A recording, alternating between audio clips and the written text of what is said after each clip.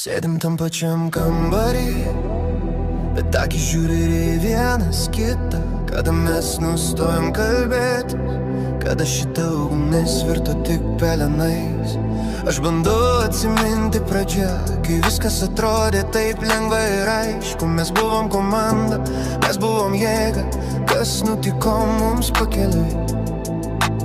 Aš vis žiūriu į tave ir galvoju, ar galėjo būti kitaip.